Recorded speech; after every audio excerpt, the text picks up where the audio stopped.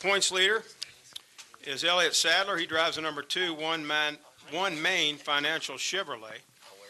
And right behind him is Ricky Stenhouse Jr. He drives the number 6, Cargill Ford in the NASCAR Nationwide Series. I'm going to open it up with you, Elliott. Points leader, coming to Charlotte. You got, what, about 5 to go? Something like that. So the end's in sight. What are you feeling right now? I feel good.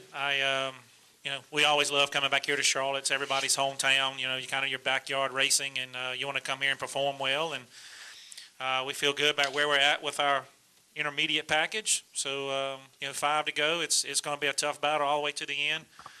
Ricky's really, really fast at a lot of the last 5 tracks we go to, and we feel good about the tracks that we got left. So it should be a good race. And Ricky Stenhouse Jr., what are your thoughts now as you look to try to defend that championship? Yeah, it's going to be tough. We know that for sure. This whole year has been tough. It's been really tight.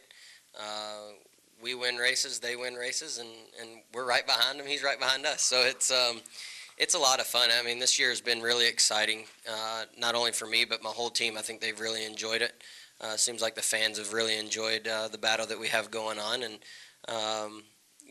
like Elliott said, I feel confident about our equipment, our race team, and the racetracks we have left. But if I look over at their stats at those racetracks and the racetracks we have left, they're just as good as ours. So I don't think really either one of us having a clear advantage over each other. I think it's just going to be hard racing to the end, and try not to make mistakes. Take questions now for Elliott or Ricky. Start back here in the back with Jared. Raise your hand high, and then we'll come to Randy Kovitz. Go ahead, Jared. Raise your hand.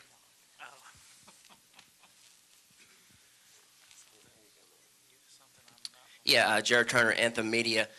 Question actually for both of you guys.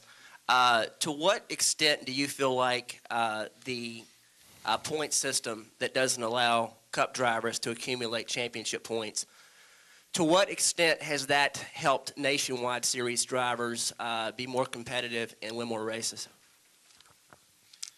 I don't think it's helped at all as far as being competitive and winning more races, because them guys are racing against us, and we're still winning a bunch of races. I think 9 wins between the 2 of us, and definitely some regular Nationwide guys have won a bunch of races this year. So I think it's zero effect on the competition that's on the racetrack. Now, as far as an identity for the Nationwide Series with different drivers trying to make a name for themselves, I think it's definitely helped with that, because you got different people up in the top 5 and top 10 in points that maybe would not be in that situation if all the Cup guys ran every week and got points. But as far as the competition on the track, they're still there and they're still racing, and we're still winning just as many races as they are. So I feel like as far as that's concerned, is no effect. But that's my opinion. Ricky? Yeah, my opinion is the exact same. Competition on the racetrack, I don't think it changes it one bit, but I think it brings excitement to the series. The fans, we do autograph sessions, and the fans are talking about the points championship and the battle between us. And like you said, there's some guys that generally probably wouldn't be up in the top 10 in points that. We're trying to help Michael Annett get to the top 5 in points, and that's cool, and a lot of the fans see that, and so I think it's for the series, that the points, the way NASCAR has set everything up, I think it's worked out perfect for what they wanted to get accomplished, and the competition side, we're going to go out there and try to win races no matter what the point structure looks like. Go, Randy. Yeah, Elliott, Randy Kovitz, Kansas City Star. I mean, you've won races in all 3 series. You were in the very first chase as a Cup driver. Still looking for that first championship. Can you talk about what this would mean to you? I mean, I don't want to call it a legacy, but just for your resume, how badly do you need a championship, even at the nationwide level? Well, I mean, I think anybody that races, your number one goal is to try to be a champion. I mean, I've been able to be champion at a lot of different things growing up, a lot of different styles of racing, but I'm not a champion yet at the NASCAR top 3 series level, and that's definitely something that I want to be and want to become. And for me and my family to be able to share that would be definitely a dream come true. It's You know, a lot of us come from a lot of different backgrounds, and a lot of us jumped through a lot of different, over a lot of different hurdles to get to this point. But to be in the situation and the position that I'm in right now, I can't ask for anything better. You know, we have a legitimate shot to win this championship this year, and if we're able to do that, would mean a lot to me for so many different reasons. But name them. Well, I don't know. You put as a race car driver, you put your heart and soul into your racing, man. This is what we do. This is our life. This is what we live. This is all I've done since I was 7 years old. And any time that you're crowned a champion, man, is very special, man. It's very, very special. So hopefully we'll be able to have that feeling at the NASCAR level. I think that's every kid's dream growing up, wanting to be a race car driver. Let's go over here to Stan, and then we'll go to David. Stan, raise your hand there. We'll get you the mic, and then we'll go to David there in the middle. This is Stan Creekmore with RPMtonight.com. Elliott, I ask this because you have a tremendous history in the sport of NASCAR, just on the not on the Nationwide Series, but also on the Sprint Cup level.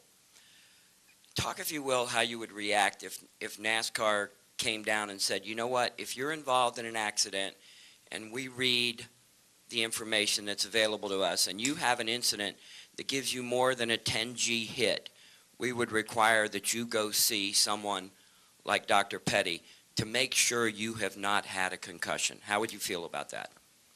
Well, I'm not a doctor, and I'm not going to play one today. But if NASCAR wants to come up with some kind of set of criteria of rules, I don't think you can just say, hey, X amount of G hit, because my wreck at Pocono is one of the highest ones ever recorded, and I was fine. No headache, no nothing, but because the way I hit and the way my head moved forward. Now, I had a wreck back in 2001 in Michigan that I did have a headache afterwards, and it won't nowhere near the G hit that I had at Pocono. So I don't know what the criteria would be. But honestly, at the end of the day, I think us as drivers know our bodies better than anybody, and we don't want to be sick, and we don't want to have long-term effects from anything. We're going to take care of ourselves, we think pretty well. But if NASCAR wants to help us in doing that and setting up stuff, I think drivers will be in favor for that. Who else had the next question? David? David Carville at NASCAR.com. You two guys have basically been racing each other for a championship for 2 years now.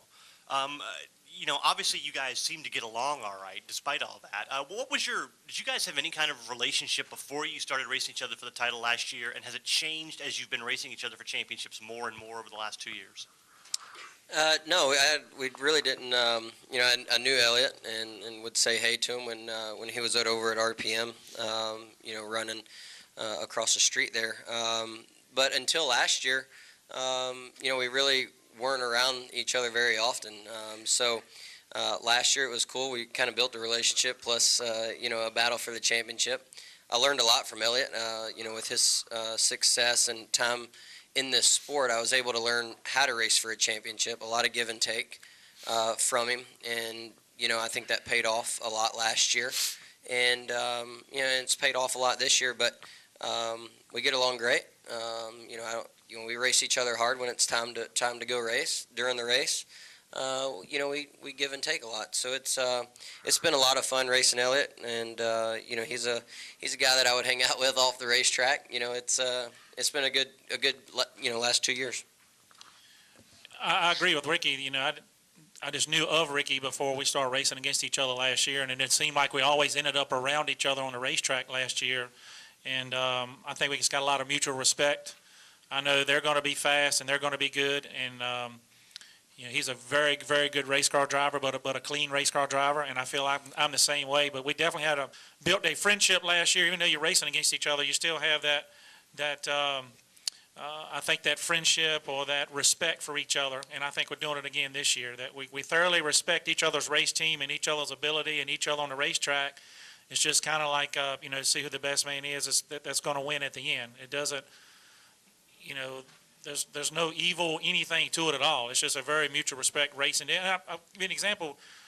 Jimmy Johnson's 5-time champion and is one of the most respected drivers out there and one of the cleanest drivers out. You can do it that way. And I feel like that's a relationship we have. Yes, we have. Yes, we have. But I think with the relationship we have, we were able to talk through it. even though we might have been standing on different sides of the fence or had different views, we were able to talk through it and move on from that. When you're in the garage every 34 weeks a year, us running for a championship, we're parked next to each other in the garage. Our teams talk to each other. We fly on the same planes to the racetracks. We have a mutual respect for, like you said, each team. Our teams talk to each other. Our crew chiefs talk to each other.